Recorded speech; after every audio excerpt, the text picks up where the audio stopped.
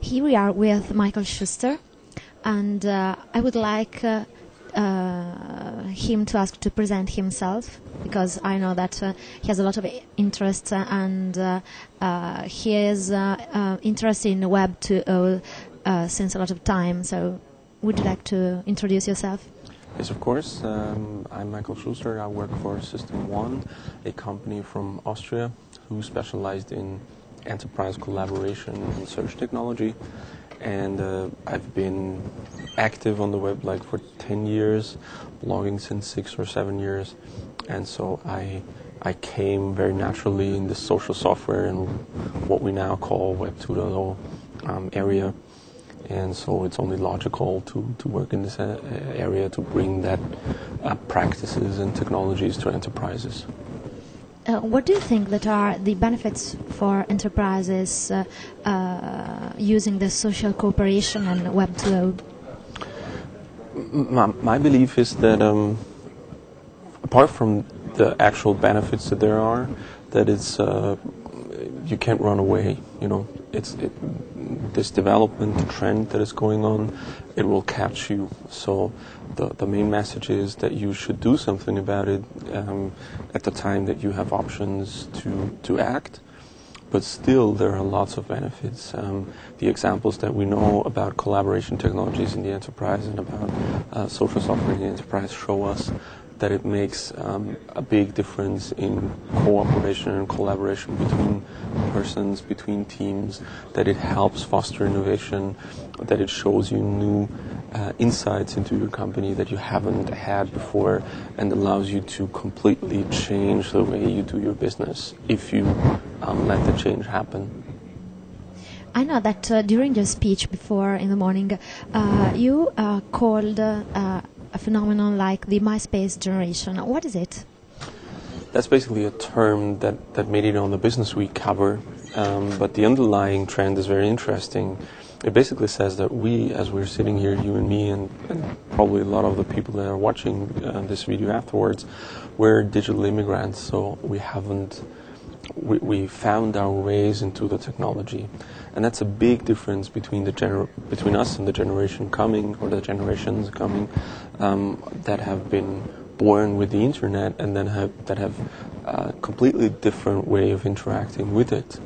So the MySpace generation is just a simplification that shows us that there are other generations coming that have a complete different approach to technology and collaboration. And the example I used was that 14, 15, 16-year people use email completely different than they use, for example, MySpace or instant messaging.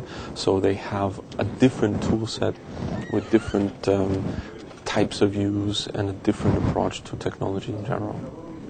So do you think that time is changing the use and the new discover that are made in technology are changing in the use we use technology? Absolutely. I mean, if you see, we've been talking about the broadband revolution for 7 years or something, when everybody said we're going to watch TV over a set-top box with broadband and stuff like that. The reality is that we watch YouTube if we're on the couch in the evening and pop up our laptops and then watch YouTube or Joost or whatever. So the way we use the technology is changing very, very much, and no one would have considered mobile TV or watching YouTube videos on your mobile something that you would do. And now recent studies show that more and more people do this.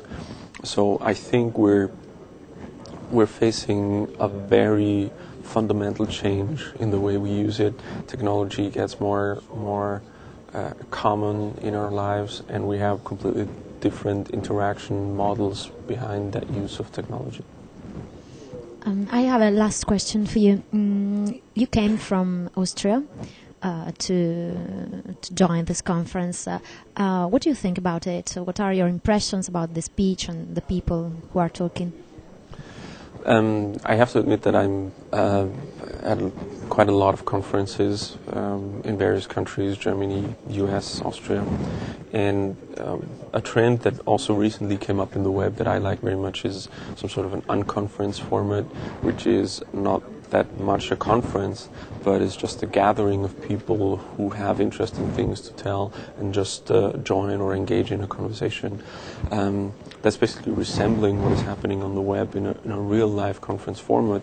And what I've heard so far at the conference, I think at some point it would have been better to have more conversational parts, have lively discussions with other people, or even discussions on the panel, instead of having just speeches or presentations. So probably our expectations, or my expectations on conferences, are changing because of what is happening in the web in general. So do you think that the unconference format will help people to talk together, to put together their ideas? I think so, because that's what's happening in the web, is that we establish platforms that allow people to meet and then discuss and engage in a conversation. And I think that there's much more change coming also for that type of gatherings, where I think we will have a part that has just inspirational speeches, starting points for conversations, and then a larger part for the conversations. Because, I mean, everybody knows that the coffee break at conferences or at meetings is always the most interesting part of the conference, because you get to talk to people actually. So if we try to turn that a little bit upside down and have more institutionalized coffee breaks instead of speeches or presentations, I think the outcomes could be interesting, definitely. So thank you very much, Michael. Have a good day. Thank you.